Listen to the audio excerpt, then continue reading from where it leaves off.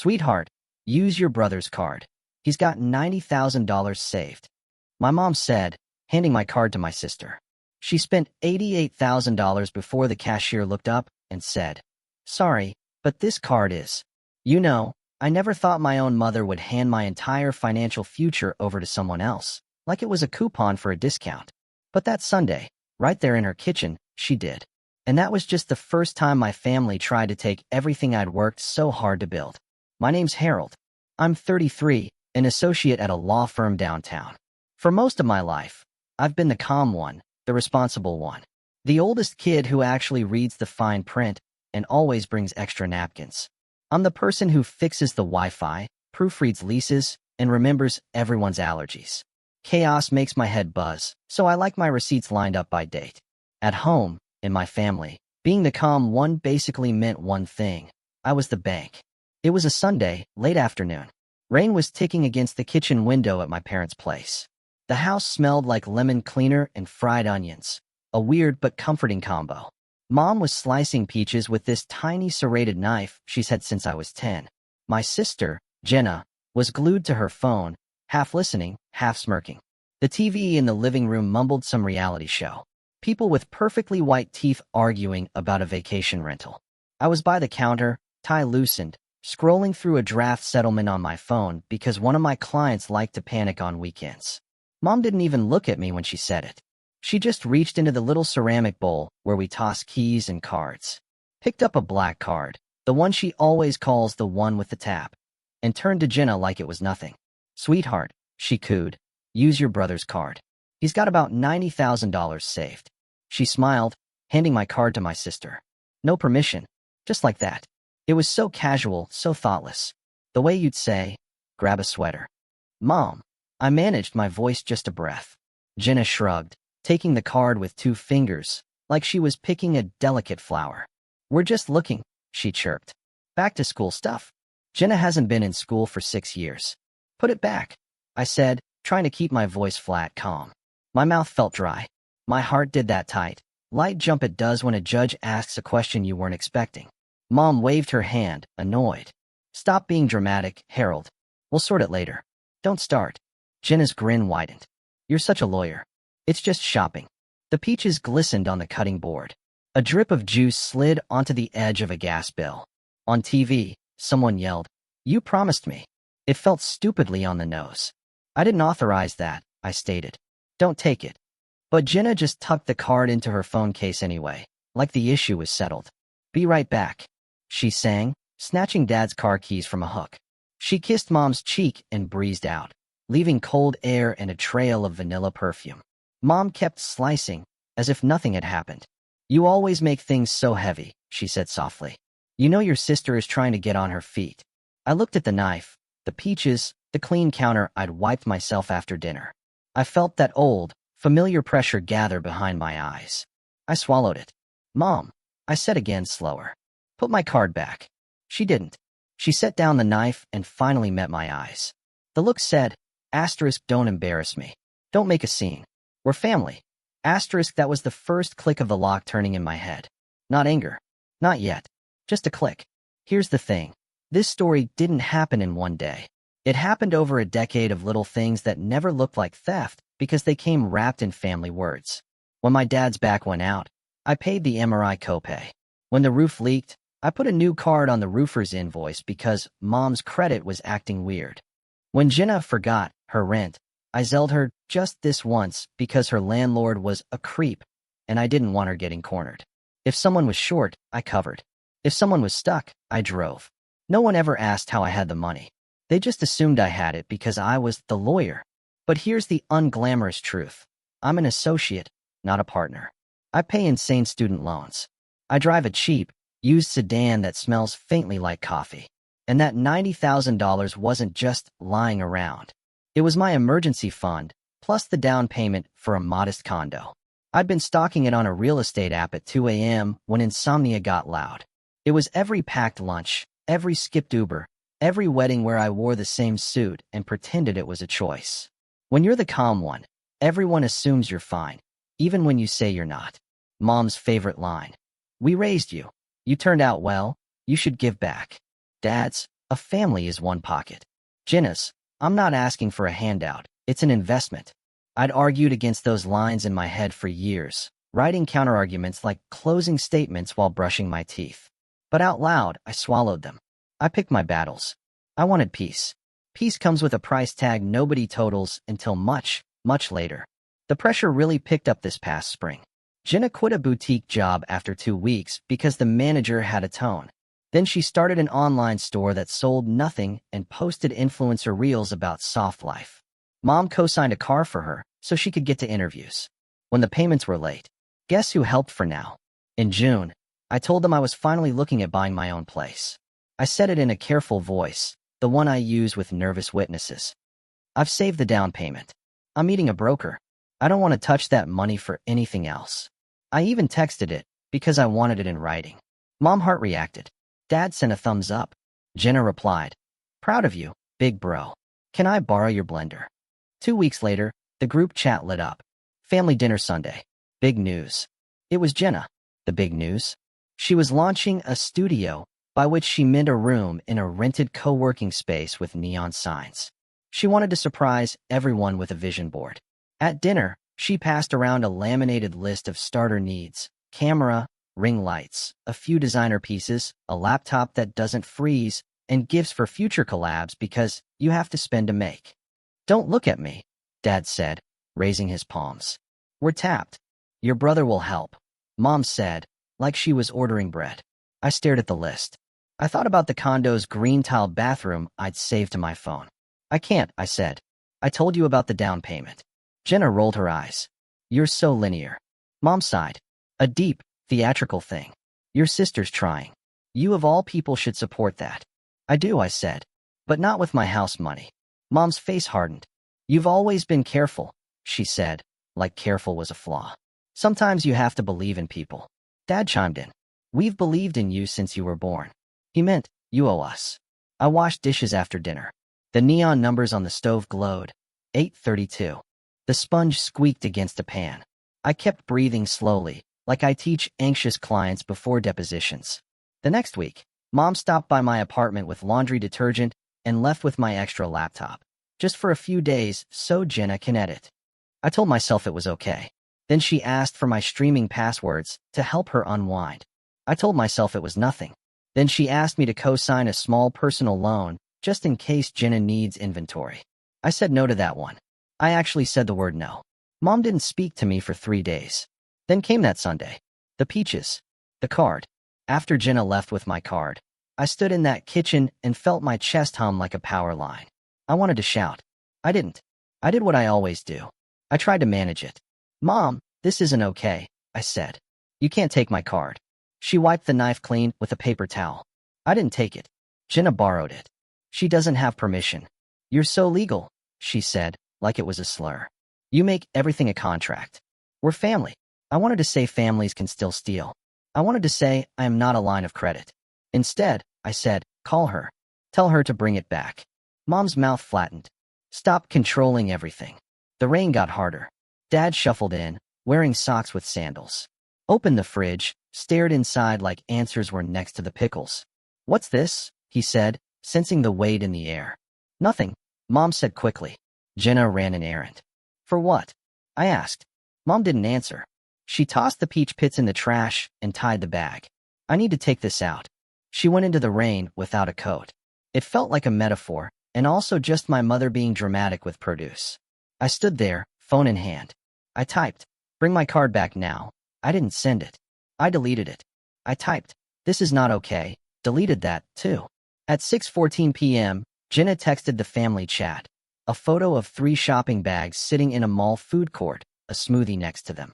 The caption, "We love a productive Sunday." No tags, no receipts, no details. Just a poke. Mom sent a heart emoji. Dad sent a fire emoji. He uses it incorrectly for everything.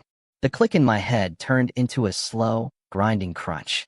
Breaking points don't always arrive with screaming. Sometimes they show up in a strip of fluorescent light and a cashier who's just doing her job. At 7:02 p.m., my phone buzzed with a fraud alert. Then a second. Then a third. "Is this you?" it asked. $389.99. Electro-electronics. $2,450, Lumiere shoes. $1,280, Maison Parfaits. Location, the mall Jenna always tags in her stories when she wants free samples. I screenshotted everything. I knew I'd need proof. I hit no, not me. I called the bank. While I was on hold, listening to a woman say my call was important, I texted Jenna.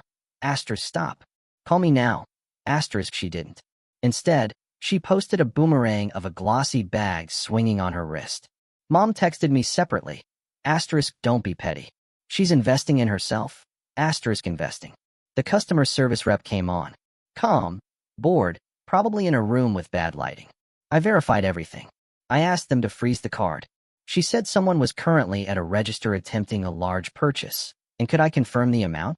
I asked how much. She said, very gently, $18,800. My mouth opened, but nothing came out for a second. The air in the kitchen felt thin. I hung up and drove. I don't remember the turns. I remember the sound of the rain, the smear of red taillights, the sticky brake pedal that needs WD-40. I parked crooked, ran inside the mall, smelling cinnamon and floor cleaner. Jenna was at Electronics, a ring light haloing a wall of TVs, a display of noise-canceling headphones like trophies. Her cart was stacked with boxes, a camera that looked like it could film a nature documentary, 2 designer laptops, a tablet, a drone. She wore a puffy coat, and the look of a person who's never been told no. Mom stood beside her, chatting with a salesperson about warranty plans like she was buying a toaster. I walked up. Give me my card. Jenna blinked slow. Relax. The cashier hit a button, slid the card into the reader. The machine chirped. A pause. He glanced at the screen, then at Jenna. Sorry, but this card is, he bit back a word, declined. Jenna laughed, like it was cute. Run it again. I just froze it, I said. My voice sounded calmer than my body felt. Give me my card. Mom stepped between us like a human customer service supervisor. Don't humiliate your sister. She hissed. People are looking. They should look, I said, finally letting my words land. You took my card. It's family money. Mom snapped. You'll get it back. When her studio takes off, the cashier cleared his throat, embarrassed to be near this scene. I can hold the items for 15 minutes, he said. After that, they go back. Put them back now, I told him. This is unauthorized. Jenna's face did a hard switch. The smirk died. You're so small, she said, voice low. You love making me feel like trash. You've always loved that. Give me my card. She shoved it into my chest and walked away with Mom, both of them muttering about my attitude. In the food court, they sat with smoothies like it was intermission. I sat across from them.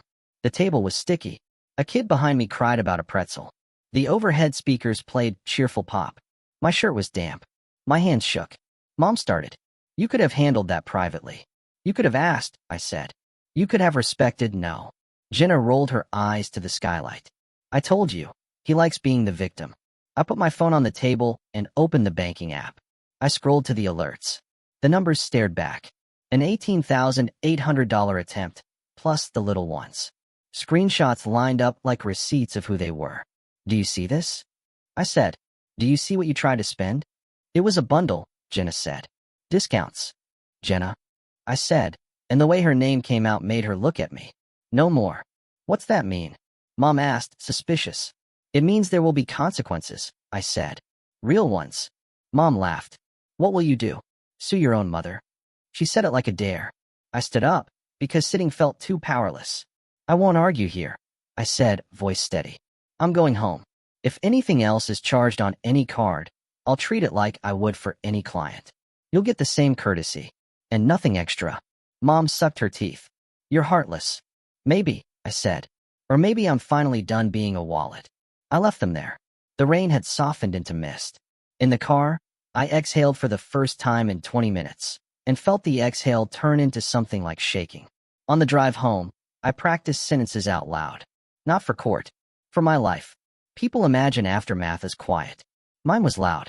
The ding of group chats, the silent ring of ignored calls, the thud of my heart when my phone lit up with Mom's name.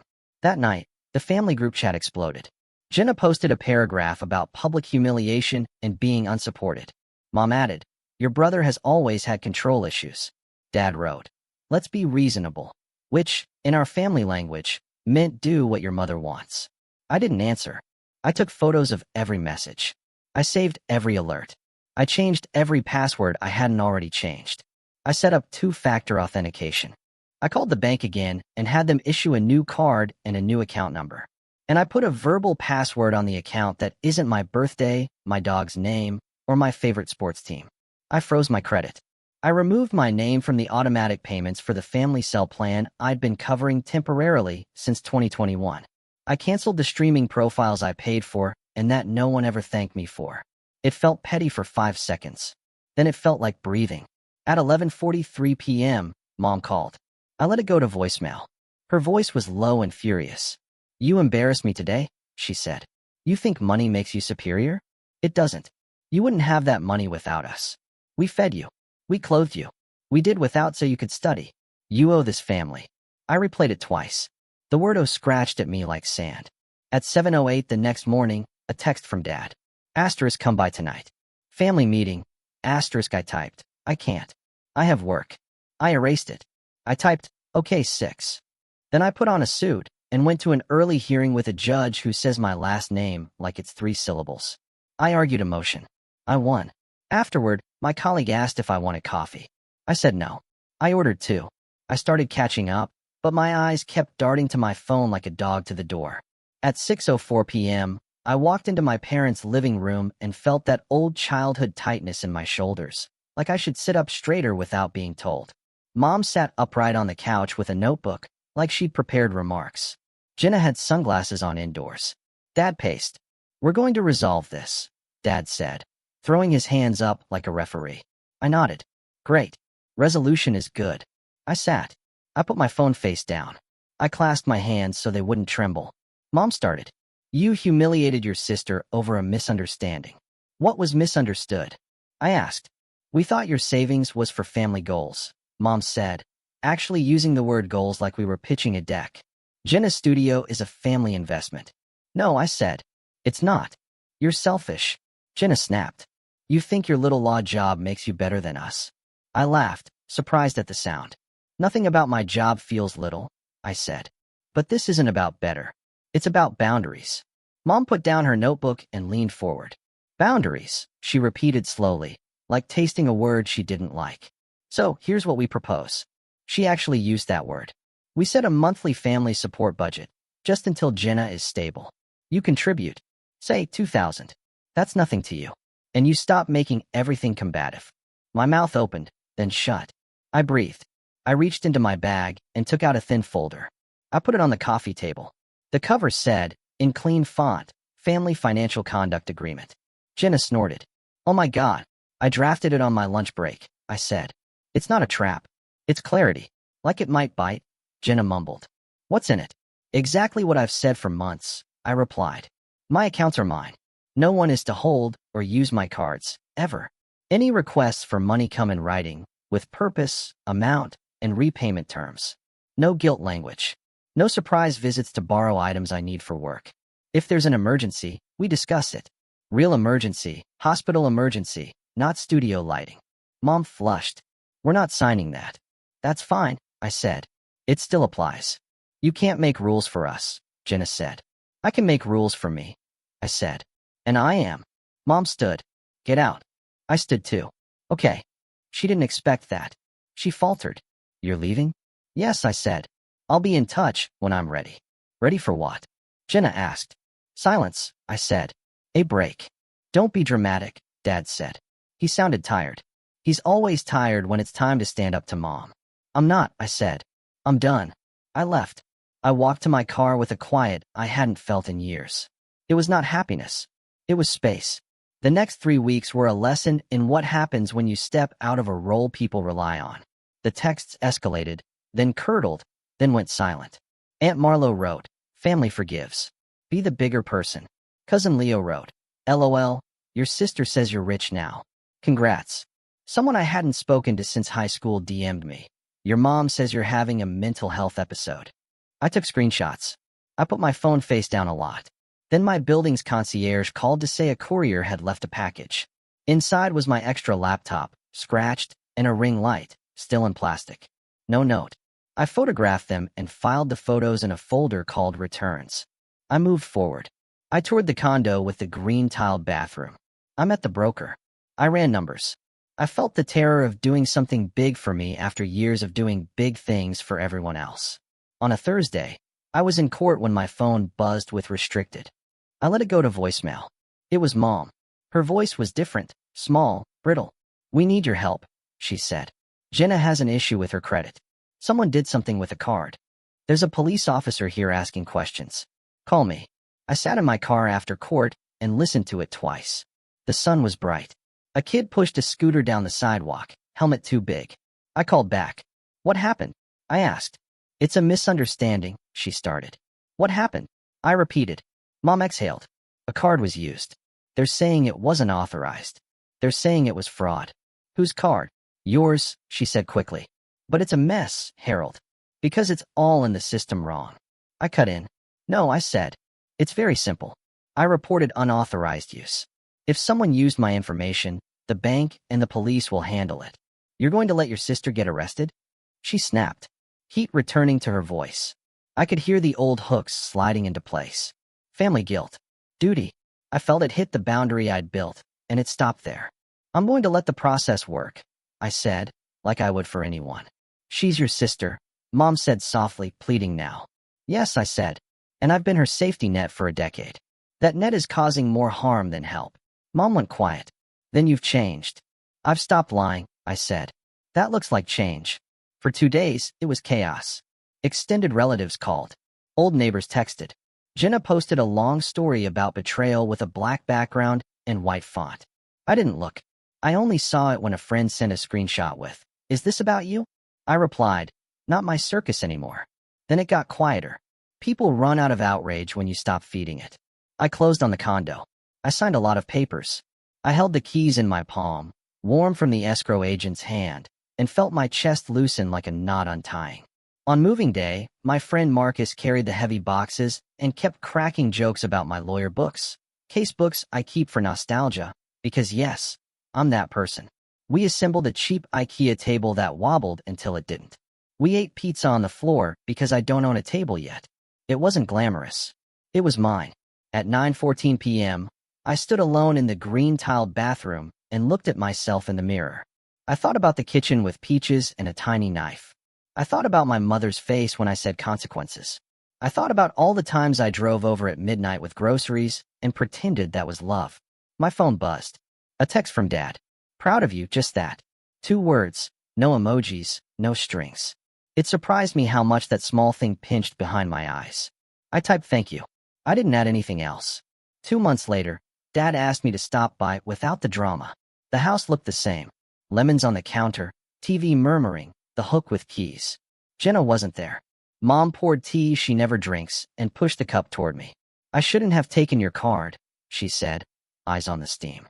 I shouldn't have told Jenna to. I told myself it was for her future. It wasn't my decision. My throat tightened. Years of arguing. And then, finally, plain words. "She's back at the boutique," Mom added. "Part-time. She hates it." "Work is good," I said. "Boring helps." Mom's mouth tugged. "You always liked boring." Silence. A neighbor's dog barked twice, like punctuation. "I'm not the bank anymore," I said. "Not a threat. A fact." "I know," Mom said. "I know now." Dad sat and stared at my hands. I should have stopped it earlier. I thought I was keeping peace. "You were keeping quiet," I said. He nodded. He knew. "Do you hate me?" Mom asked suddenly. I shook my head. "I'm angry less now. Mostly tired." "I don't hate you." She exhaled. "Can we see your place?" "You can't," I said. "Bring peaches." We laughed. Small, real. At the door, she hesitated, then held out my old spare key. I never used it. I shouldn't have had it. "Thank you," I said, meaning it. In the car, I let the quiet settle. My keys felt heavier. Not from number, from ownership. Here's what practice taught me. Boundaries feel cruel when you've been trained to be useful. They feel cold when your role was warmth. But they aren't walls. They're doors with locks you control. People who love you knock. People who love your access rattle the handle. I'm done being access. I help when I choose, not when I'm cornered.